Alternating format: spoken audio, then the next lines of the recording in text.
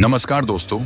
America ने बुधवार 30 अक्टूबर को यूक्रेन में रूस के युद्ध प्रयासों में मदद करने के आरोप में 19 भारतीय कंपनियों और 2 भारतीय नागरिकों सहित करीब 400 कंपनियों और व्यक्तियों पर प्रतिबंध लगाया है।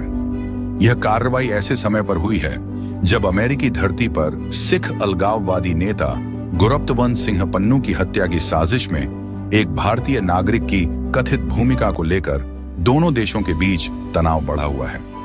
24 अक्टूबर को अंग्रेजी अखबार टाइम्स ऑफ इंडिया में एक इंटरव्यू छपा था।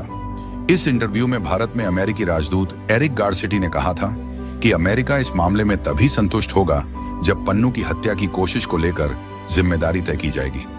अमेरिका ने एक बयान जारी कर बताया है कि उसके विदेश विभाग, ट्रेजरी विभाग और वाणिज्य विभाग ने इन लोगों और कंपनियों पर प्रतिबंध लगाए हैं। इस लिस्ट में भारत के साथ साथ चीन, मलेशिया, थाईलैंड, तुर्की और संयुक्त अरब अमीरात सहित अन्य देश शामिल हैं। अमेरिका का आरोप है कि ये कंपनियां रूस को वो सामान उपलब्ध करवा रही हैं जिनका इस्तेमाल रूस यूक्रेन युद्ध में कर रहा है।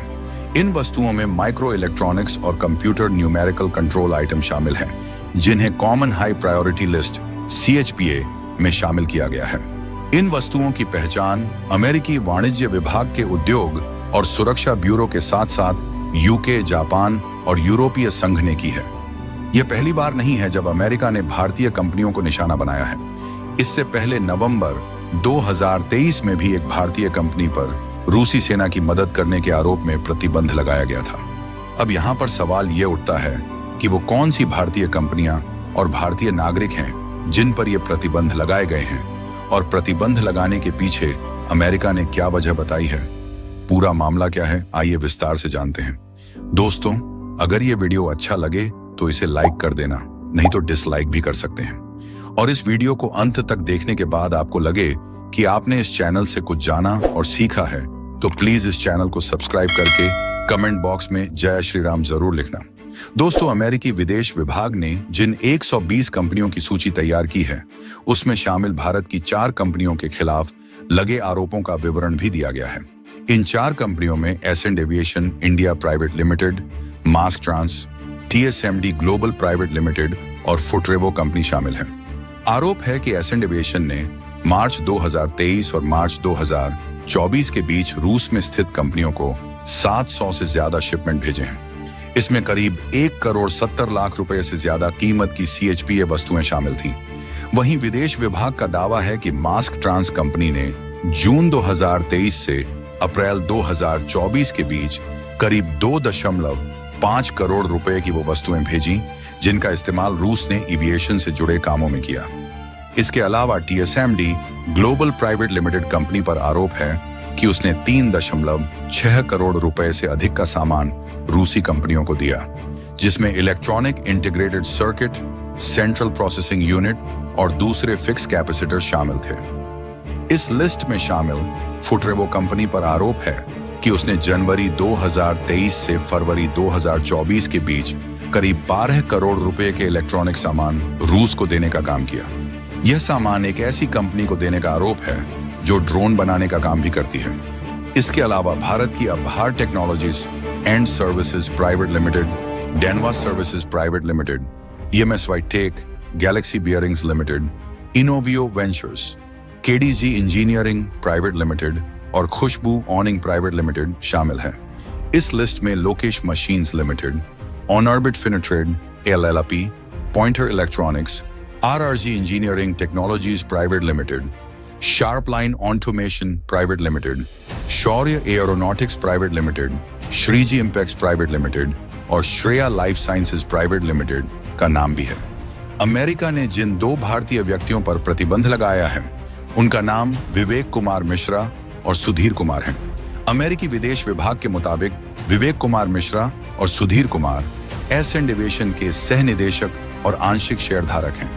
Accent Aviation India private limited की वेबसाइट के मुताबिक यह कंपनी दिल्ली स्थित है और अंतर्राष्ट्रीय स्तर पर विमानन उद्योग के लिए स्पेयर पार्ट्स के साथ साथ लुब्रिकेंट सप्लाई करने का काम करती है तथा फरवरी 2022 में यूक्रेन पर हमले के बाद से अमेरिका, ब्रिटेन और यूरोपीय संघ के साथ साथ ऑस्ट्रेलिया, कनाडा और जापान सहित कई देशों ने रूस पर 16,500 से ज्यादा प्रतिबंध लगाए हैं।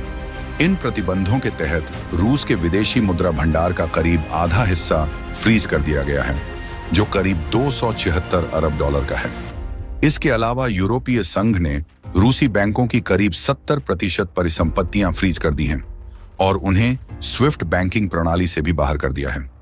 स्विफ्ट यानी society for world wide interbank financial telecommunication एक सुरक्षित मैसेजिंग सिस्टम है, जिसके जरिए सीमा के परे तेजी के साथ पेमेंट संभव हो पाता है तथा अंतरराष्ट्रीय कारोबार में इससे काफी मदद मिलती है। और विदेशी मामलों के जानकार और डड इमेज इंडिया इंस्टीट्यूट के अध्यक्ष रविंद्र सचदेव कहते हैं, कंपनियों पर प्रतिबंध लगने के बाद उन्हें स्विफ्ट बैंकिंग सिस्टम में ब्लैकलिस्ट कर दिया जाता है। ऐसा होने पर ये कंपनियां उन देशों से लेन देन नहीं कर पाती हैं जो रूस यूक्रेन युद्ध में रूस के खिलाफ हैं। वे कहते हैं, जिन कंपनियों पर प्रतिबंध लगा है उनकी संपत्तियां भी उन देशों में फ्रीज हो सकती हैं जो इस बैन के पक्ष में हैं। सचदेव कहते हैं, अमेरिका ऐसा इसलिए कर रहा है क्योंकि वह रूस की कमर तोड़ना चाहता है। वह चाहता है कि रूस की अर्थव्यवस्था कमजोर हो जाए और उसकी डिफेंस इंडस्ट्री को वो सामान ना मिल पाए जिसकी मदद से वह यूक्रेन में युद्ध लड़ रहा है। हालांकि इस तरह से कंपनियों पर प्रतिबंध लगने से भारत और अमेरिका के संबंधों पर खास असर नहीं पड़ेगा, क्योंकि दोनों देशों के बीच पहले से अच्छे संबंध हैं तथा रूसी राष्ट्रपति व्लादिमीर पुतिन का दावा है कि यूरोपीय प्रतिबंधों से रूस को कोई खास नुकसान नहीं पहुंचा है। अमेरिकी थिंक टैंक अटलांटिक काउंसिल के अनुसार रूस तेल निर्यात करने में कामयाब रहा है और उससे काफी पैसे उसे मिले हैं तथा अंतर्राष्ट्रीय ऊर्जा एजेंसी का कहना है कि रूस हर रोज 80 लाख बैरल तेल का निर्यात कर रहा है, जिसमें भारत और चीन बड़े खरीदार हैं। वहीं लंदन स्थित किंग्स कॉलेज के शोधकर्ताओं का मानना है कि रूस, जॉर्जिया, बेलारूस और कजाकिस्तान जैसे देशों की मदद से कई प्रतिबंधित सामान आयात कर रहा है। दोस्तों, भारत और अमेरिका के बीच व्यापारिक संबंधों की शुरुआत औपनिवेशिक काल में हुई थी, लेकिन स्वतंत्रता के बाद यह संबंध धीरे धीरे विकसित होने लगे। 1991 में भारत में आर्थिक सुधारों के बाद अमेरिका ने भारत के साथ व्यापार को बढ़ाने में रुचि दिखाई। इसके बाद दोनों देशों के बीच कई व्यापारिक समझौते हुए जो इस दिशा में महत्वपूर्ण साबित हुए तथा भारत और अमेरिका के बीच व्यापारिक संबंधों ने पिछले 2 दशकों में महत्वपूर्ण विकास किया है। यह सहयोग केवल आर्थिक स्तर पर नहीं, बल्कि रणनीतिक और सामाजिक स्तर पर भी महत्वपूर्ण है। दोनों देशों के बीच निरंतर संवाद, समझौते और सहयोग की भावना इन संबंधों को और मजबूत बनाएगी। भारत और अमेरिका की साझेदारी वैश्विक स्तर पर एक मॉडल बन सकती है, जो अन्य देशों के लिए भी प्रेरणादायक है। इस प्रकार भारत और अमेरिका का व्यापारिक रिश्ता एक महत्वपूर्ण आर्थिक धारा बन चुका है, जिसका प्रभाव न केवल इन दोनों देशों पर बल्कि वैश्विक आर्थिक व्यवस्था पर भी पड़ता है। भविष्य में यदि चुनौतियों का सामना सही तरीके से किया जाए तो यह साझेदारी और भी प्रगाढ़ हो सकती है।